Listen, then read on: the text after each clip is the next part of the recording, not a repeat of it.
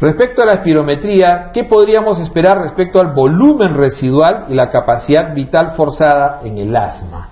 ¿No? Entonces, el volumen residual en un paciente que tiene un cuadro obstructivo siempre se va a incrementar.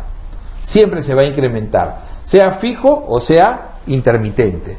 O sea, recordemos nosotros que, le decía, ¿no? Tenemos un volumen tidal, un volumen de reserva inspiratorio, un volumen de reserva expiratorio, ¿no?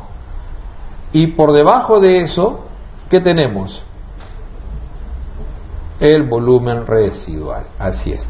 Este es el volumen de aire corriente o volumen tidal, este es el volumen de reserva expiratorio y este es el volumen, el máximo que van a llegar, el volumen de reserva inspiratorio.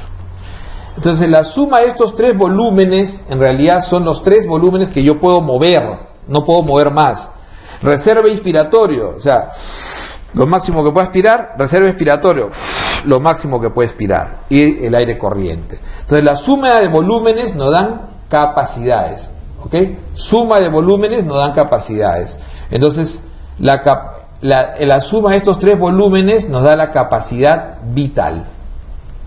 Entonces es igual a volumen de reserva inspiratorio más volumen de aire corriente o volumen tidal más volumen de reserva expiratorio. Y si yo a esto le sumo el volumen residual, que lo mido por difusión de gases, la medición del volumen residual se puede hacer por difusión de helio o por difusión de monóxido, o sea, por difusión de gases. Entonces el volumen residual ya me suma un cuarto volumen, es decir, capacidad vital más volumen residual me da la capacidad pulmonar total. Capacidad pulmonar total. Entonces de acá yo puedo despejar, puedo decir, no, capacidad pulmonar total es igual a capacidad vital menos capacidad residual, y etcétera, ¿no? Y así puedo ir buscando diferentes relaciones. Entonces, este volumen residual suele disminuir en los pacientes que tienen problemas de fibrosis pulmonar, EPID fundamentalmente, y suele incrementarse en el enfisema y también en los pacientes asmáticos crónicos. Entonces el volumen residual se incrementa en el paciente asmático. Mientras que habíamos hablado de que esta es la espirometría estática. En cambio, la espirometría forzada, que tiene que ver con ¿qué? La espirometría forzada tiene que ver con tiempo versus volumen. En la espirometría forzada decíamos que está el BEF-1, ¿no? El BEF-1, que es ¿no? el volumen expirado en el primer segundo y que debe ser mayor al 80% normalmente, y el total que expiras se va a llamar capacidad vital forzada, y la relación de ellos dos se llama índice de Tifenot, ¿ok? Índice Tifenot. Entonces el BEF-1 siempre va a estar disminuido en un paciente asmático, al igual que la capacidad vital. Si está disminuido el BEF-1, el total también va a estar disminuido. Así que la capacidad vital forzada también está disminuida en el paciente asmático. Entonces, ese es el volumen residual aumentado y la capacidad vital forzada disminuida es característico del asma. ¿Ok? Es característico del asma. El medicamento cuya acción es estabilizar los mastocitos. En el asma hay dos tipos fundamentalmente, ¿no? Fisiopatológicamente. Es el asma inducido por hipersensibilidad y el asma no inducido por hipersensibilidad. Hay un tercer mecanismo que no entona un tipo de asma, pero es el mecanismo neural que tiene que ver con acetilcolina, que colabora con ambos, especialmente las crisis. Pero el asma mediado por hipersensibilidad es también llamado el asma extrínseco, el típico asma de los niños, que empieza en la infancia, ese es el típico extrínseco. Y el no asociado a hipersensibilidad es el más severo, es el asma más severo, es el asma del adulto clásico, ¿no? Y es llamado intrínseco. Este asma por hipersensibilidad, donde en el Perú el alérgeno fundamental es el ácaro, puede ser el polen, puede ser muchos, pero el alérgeno fundamental es el ácaro. Entonces, es primero mediado por ¿quiénes? Por mastocitos. El mastocito es la primera célula que va a mediar, después se va a sumar el basófilo y por último el eosinófilo. Este mastocito va a degranular, ¿no? Fundamentalmente, ¿no? Va a ser degranulación de mediadores, ¿no? Mediadores en ese momento, y crónicamente va a comenzar a producir mayor cantidad de leucotrienos. Entonces, un preventivo que se utiliza justamente por eso en pediatría, porque es el asma que más se ve por hipersensibilidad, es aquellos que estabilizan la membrana del mastocito. Y los que estabilizan la membrana del mastocito, los estabilizadores que son también inhaladores, son el cromoglicato de sodio y el nedocromilo. ¿Ok? Esos son los clásicos estabilizadores de la membrana del mastocito. ¿Ok?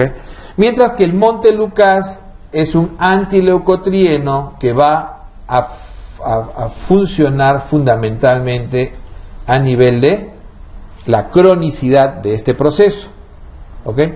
Y el omalizumab va fundamentalmente a aquellos que tienen ya mediador atópico por incremento de IgE, ya hipersensibilidad mediada por IgE. Entonces el omalizumab generalmente se utiliza ya en el refractario con IgE alto, Y entonces, doctor, y el bipatropio en asma común no se usa en los estados severos y como medicamento de rescate en los refractarios. Y se usa en este que les decía yo. Hay un mecanismo que en ambos funciona, que es el neural, el tercer mecanismo, que es el mecanismo neural mediado por acetilcolina, y ahí es donde entran los anticolinérgicos. Ok.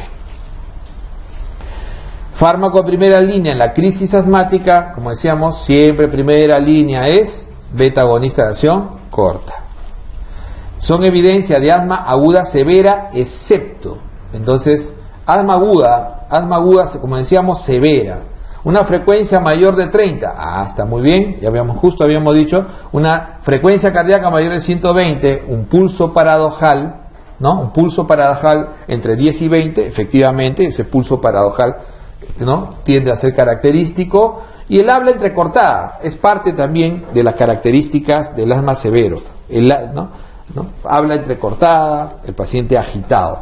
Flujo expiratorio menor de 60 del predicho, no, es menor de 40. O sea, en el severo es menor de 40 y en el preparo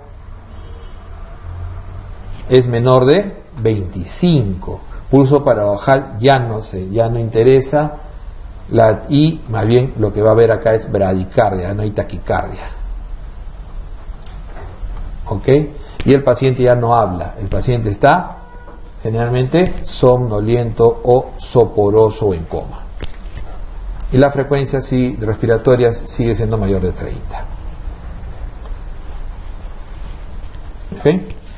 Joven de 16 años con diagnóstico de asma aguda, para evaluar el tratamiento, el parámetro más objetivo es, entonces, un parámetro objetivo, porque el BEF el BEF es un parámetro que está medido para uno, ¿no? Para uno decir cuánto es más o menos lo que uno puede esperar. ¿Esperar en qué? En el PEF.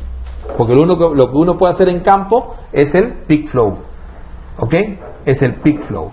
Entonces, lo que uno espera en el BEF lo va a ver traducido en el PEF, en el peak flow. Por eso que en los parámetros siempre van a haber BEF raya PEF. En el tratamiento del paciente pediátrico con asma, la mejor manera de suministrar medicamentos es por vía inhalatoria. En realidad es para todos, no solamente es en el pediátrico, en todos, ¿no? En todo paciente siempre la mejor manera de suministrar es por vía inhalatoria. Varón de 25 años con diagnóstico de asma bronquial, presenta síntomas en forma diaria, con un BEF entre 60 y el 80 del previsto. Entonces, en los síntomas diurnos o diarios, nosotros decíamos, ¿no?, que el intermitente es menor igual a 2 por semana. En el persistente leve es mayor de 2 por semana. En el persistente moderado es todos los días. Y en el persistente severo es todos los días, todo el día. Entonces acá me dicen que es un asma que presenta síntomas en forma diaria. Entonces está entre estos dos, todos los días. Entonces, ¿cómo lo voy a diferenciar? Por el BEF. Y el BEF es en el moderado, acá es mayor 80%, acá es mayor 80%, acá es 60-80 y acá es menor de 60. ¿Ok? Entonces será moderado. Puede parecer fácil, siempre les recomendamos que hagan su cuadrito aunque sea mínimo, para que no haya pérdida de pregunta. ¿Ok? ¿Cuál es el tratamiento preventivo del asma? Entonces, todo tratamiento preventivo, ¿no? Todo tratamiento preventivo es un tratamiento de largo plazo. Y la única manera de hacer un tratamiento de largo plazo es el uso de medicamentos que tengan efecto de largo plazo. Entonces, solamente podemos hacerlo con corticoides inhalados, ¿no? También podríamos usar antileucotrienos, también se puede utilizar antileucotrienos en aquellos que tienen, ¿no?, algún proceso que está muy asociado a, ¿no?, a la respuesta de leucotrienos, como por ejemplo el asma inducido por aspirina, ¿no? También es el Montelukast, por ejemplo, es de elección en esos tipos como preventivo de largo plazo. Pero una confusión clásica es, no es un preventivo, ¿qué fármaco vas a usar antes de hacer ejercicio? Si alguien me dice acá, doctor, me voy a una maratón mañana y yo cada vez que hago ejercicio me da crisis, ¿qué puedo usar? No puedo usar un preventivo de largo plazo, es absurdo, no puedo darle un corticoide inhalado, tengo que darle un SABA. Entonces el preventivo siempre, que no debe ser un preventivo, sino el fármaco de elección que puede prevenir la crisis, pero no es un preventivo de largo plazo, antes, ¿no?, en forma corta, es solamente el SABA, ¿no? El SABA nada más. No es igual a un preventivo de largo plazo. Paciente con antecedente de asma bronquial presenta disnea durante 72 horas. ¿Cuál es el diagnóstico más probable?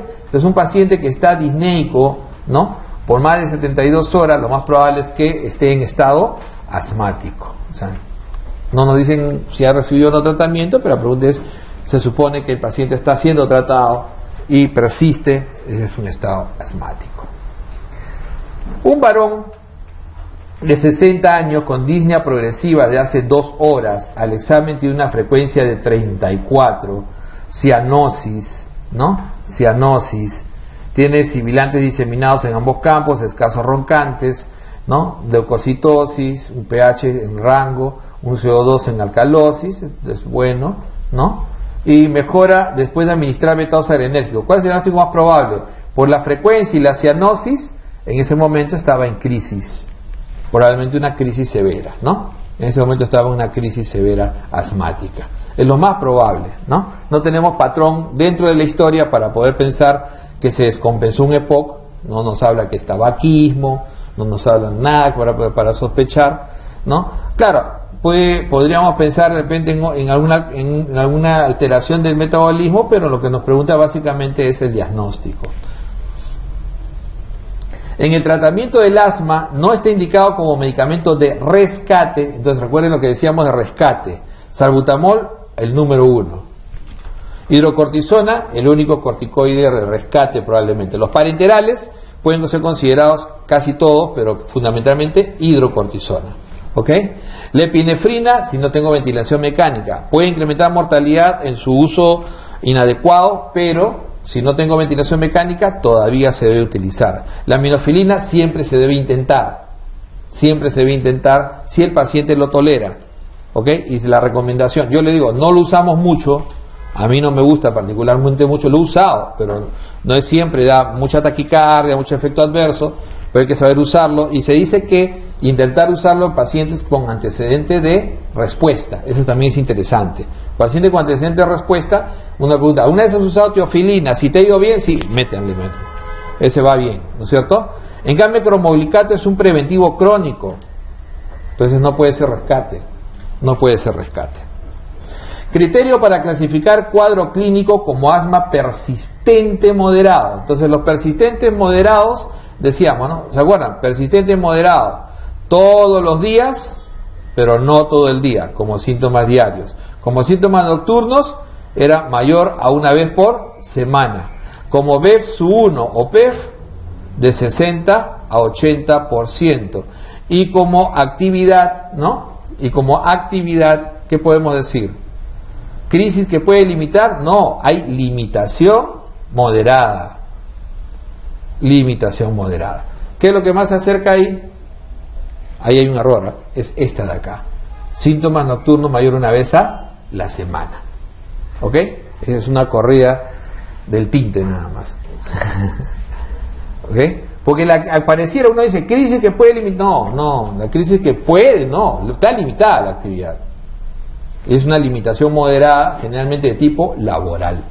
O sea, el paciente puede hacer sus cosas en su casa, pero por lo general tiene limitación laboral. Pero lo que sí está acá, clarísimo, ¿no? Síntomas nocturnos mayor una vez por semana. Escolar de 7 años de edad asmático acude a emergencia por presentar tos y sibilancia. Al evaluar se obtiene una puntuación de 6 en el score de Birman-Pearson, que esa es una persistente moderado, ¿no? Ese paciente tiene que, si es persistente, tiene que usar corticoide, y lo único que tiene acá, combinación de SABA con corticoide, es esta alternativa, salbutamol con dexametasona. Como le decía, en los pediátricos muchas veces sí usan dexametasona. ¿En qué pacientes se indica beta-2 agonista y anticolinérgico? Entonces uno puede decir, oye, pero anticolinérgico, ¿cuál? Hipatropio, claro, es el clásico, ¿no? También existe el tiotropio. ¿Cuál se usaría, por ejemplo, por qué no puede ser un EPOC? Y el EPOC puede ser una bronquitis crónica, ¿sí o no? Pero no es, dice, ¿en qué paciente se indica? Es que el uso en EPOC de hipatropio no es perentoria, es manejo del paciente moderado a severo, ¿ok? No es perentoria. En cambio, en la crisis, ahí sí, en la crisis sí se suele indicar beta-agonistas y anticolinérgicos. O sea, eso sí es más fijo.